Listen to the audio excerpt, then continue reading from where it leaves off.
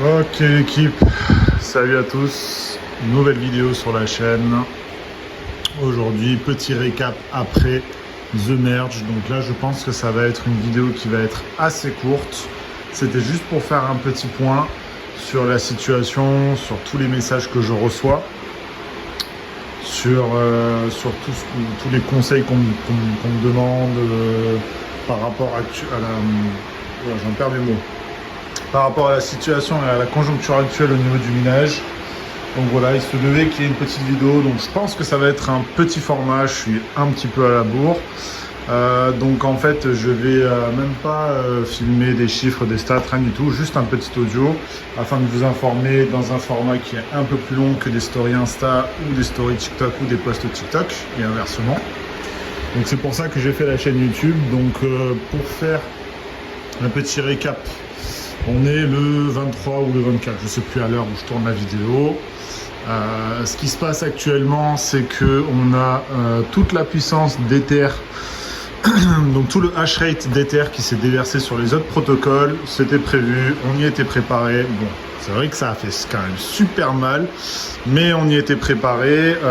La situation actuelle est que du coup, on a Ergo qui, oui, on peut le dire, Ergo est en panne. Donc la blockchain Ergo est en panne.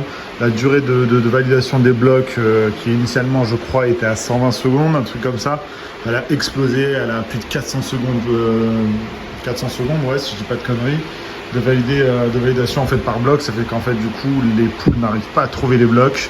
Et si les pools n'arrivent pas à trouver les blocs ou ont du mal à trouver les blocs, vous allez être en fait du coup impacté parce que du coup vous aurez beaucoup moins de rewards.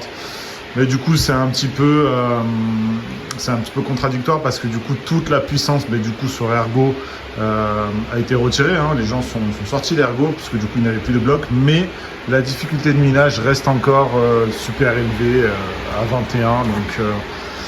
Donc du coup pour l'instant je pense qu'il faut que les développeurs fassent des petites mises à jour pour raccourcir le temps des blocs, ou je sais plus trop quoi comme mise à jour. Il va falloir que je me renseigne. Pour l'instant Ergo c'est compliqué. Ethereum classique, du coup je vous fais pas un dessin. Solution de facilité, tout le monde était sur Ether, ils ont basculé juste leur machine sur Ethereum classique. Donc vu que c'est plus ou moins le même algorithme, les gens s'y retrouvent. Pareil, on a eu une augmentation du hash rate. Après, on a quoi comme protocole qui était assez en vogue. Si on reste dans les grands, on peut rester sur le Raven, mais le Raven c'est pareil. Le Raven, on a eu du monde qui est arrivé. J'ai plus les chiffres exacts, mais vu que déjà on est sur un algorithme différent, le Coco, il n'est pas merdique, il a ses spécificités. Pour ceux qui connaissent, il est anti-ASIC. Donc il est super résistant. Je crois que c'est l'algo en fait se rechange à chaque fois toutes les 10 ou 15 minutes. C'est pour ça que c'est super compliqué. Mais par contre c'est ASIC résistant. Donc on a le Raven qui est là depuis un bon petit moment, on ne le présente plus. Après des projets qui sont un petit peu plus récents, on va avoir le Flux, on va avoir le Neoxa qui est ultra récent, hein. On va avoir quoi d'autre? On va avoir le Firo également. Firo, je ne m'y suis jamais penché dessus, hein, même si je sais qu'il y a une étroite collaboration avec le Flux sur Zelcore, pour ceux qui connaissent. Ça vaudrait peut-être la peine, mais pour l'instant, je ne suis pas trop fan, hein. Tout ce qui est anonymat, tout ça en général, l'histoire nous a montré que ça ne durait pas très longtemps, ou alors que ça allait pas très loin, ou que ça se faisait bloquer quelque part. Pour l'instant, le Flux, c'est plutôt pas trop mal, hein.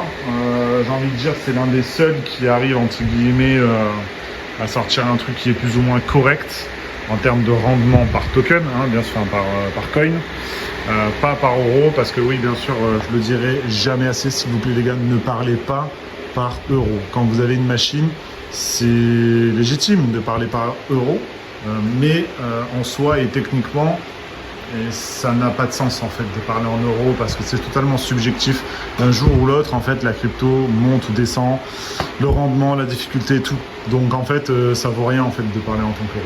Voilà, tout simplement. Donc, je parle toujours en tant que coin miné, quantité minée.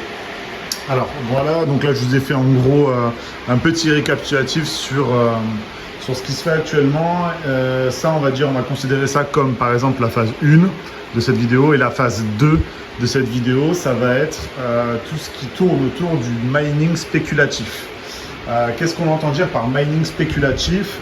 En gros, c'est ni plus ni moins qu'un coup de poker, c'est-à-dire que du coup vous avez des cartes qui sont là, qui sont présentes, qui forcément ne rapportent plus autant qu'avant l'instant T, rapporte plus autant qu'avant sur les protocoles, parce que du coup on a eu toutes les difficultés qui ont été mises en place, on a eu toutes les difficultés sur les réseaux.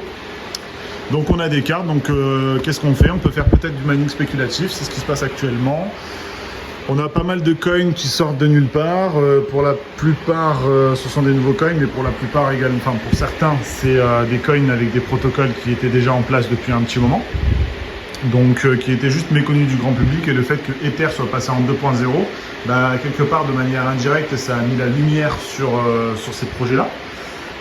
Pour la plupart, ils avaient même des bons projets, des projets potables. C'est juste qu'il n'y avait pas de lumière dessus, donc voilà. Après, donc on a quoi dans tous ces spéculatifs, spéculatifs coins, ouais, je sais pas si on peut dire ça. On a du coup en tête de liste, on a eu le Neoxa qui du coup il a quand même pas mal pété.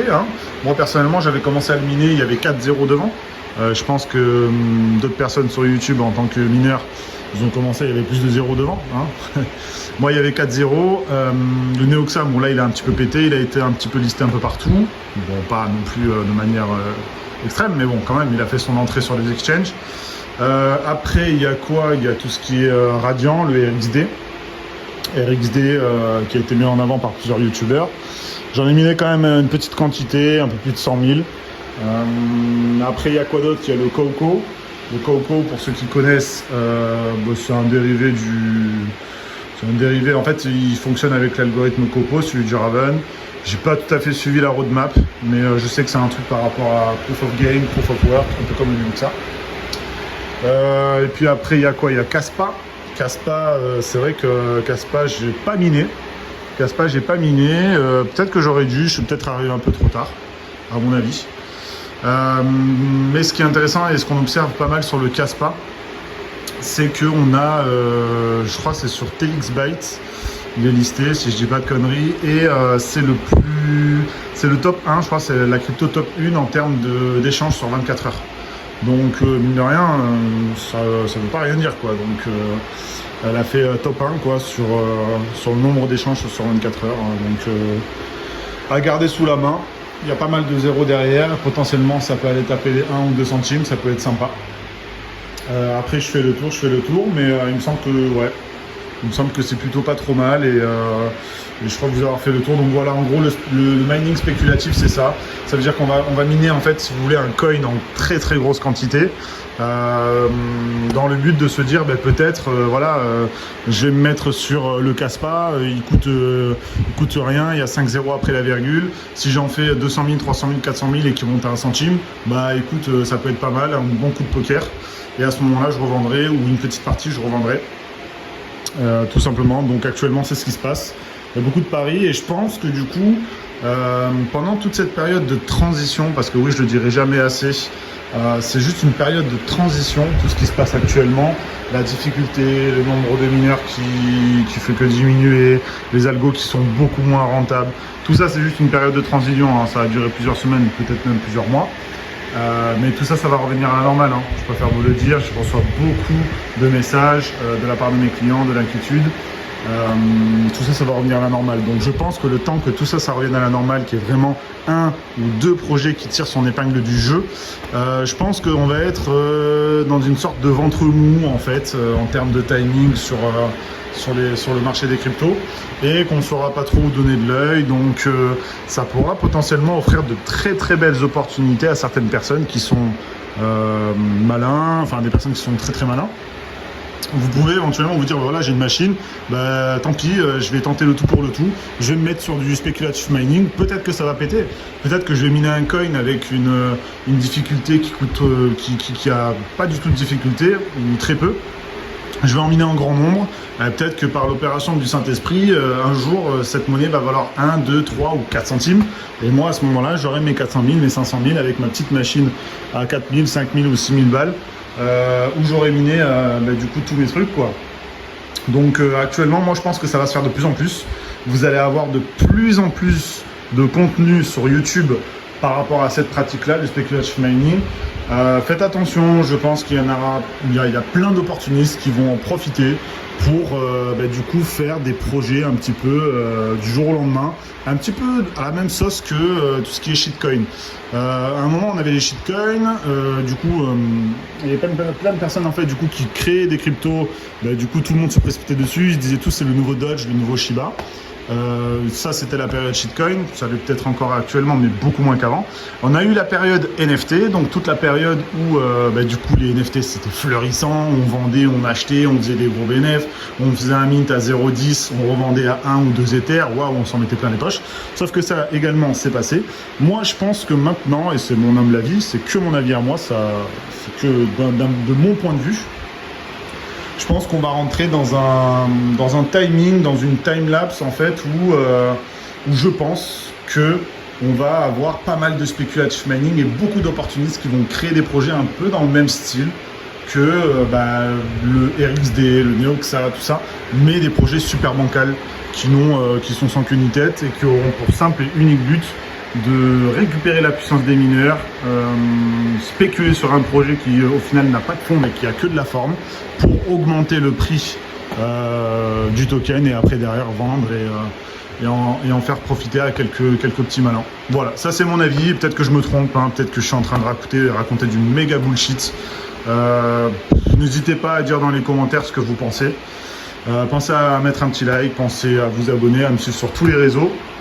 On est très souvent en live sur Twitch à partir de 20 h, donc pensez à vous abonner, je suis sur tous les réseaux. Et voilà, tout simplement. Donc là, je vais finaliser du coup des installations. Je vais livrer bientôt dans le sud de la France. D'ailleurs, je ferai une petite vidéo vlog. Je sais que vous aimez bien le format. Je vous montre tout de A à Z en fait du coup sur le montage enfin pas sur le montage des rigs, mais sur mon travail à partir du moment où je monte un rig et je vais le livrer chez le client. Donc voilà, ce sera prévu pour dans quelques semaines. Là, le rig là-bas, il va partir pour un client. J'ai commandé des aliments rabbins pour faire des rigs en plus. Et là, j'ai reçu plein de matos. Il y a de la carte mère, il y a du riser, il y a du ventirad, il y a du processeur. Ça arrive soit direct usine, soit direct AliExpress. On commande en gros. Voilà, tout simplement. Les petits ventilos. Donc voilà. N'hésitez pas à me dire le type de contenu que vous souhaitez voir sur la chaîne. Voilà, le petit format normalement c'était 10 minutes. Bon, on est plutôt à 12-13. Voilà. Bon, enfin bref. Surtout, dernier petit message, dernier petit rappel, s'il vous plaît.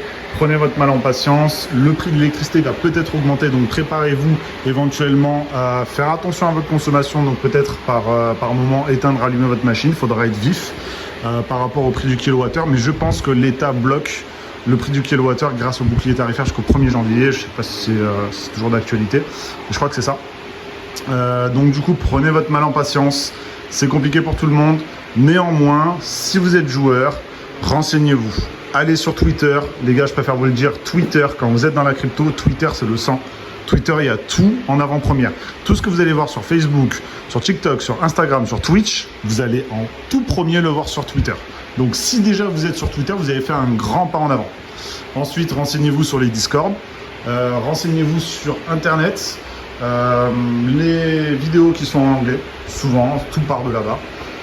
Voilà, donc si vous êtes joueur, vous allez regarder un peu là-bas, vous voyez ce qu'il fait. Et du coup, si vous êtes malin, vous arriverez potentiellement à prendre la vague du spec mining. Moi, je pense que ça va, au vu des protocoles qui sont actuellement mis en place par les plus gros et la difficulté qu'il y a actuellement, je pense que le spec mining a encore quelques semaines, quelques mois devant lui. Donc peut-être que c'est une opportunité pour certains. Si vous avez la chance et l'intelligence de la saisir, saisissez-la, faites des sous. Et comme ça, du coup, au moins vous allez un petit peu sauver les meubles, quoi. Voilà. Bon, c'est la fin de cette vidéo. Pensez à vous abonner partout. Allez, merci et je vous dis à plus.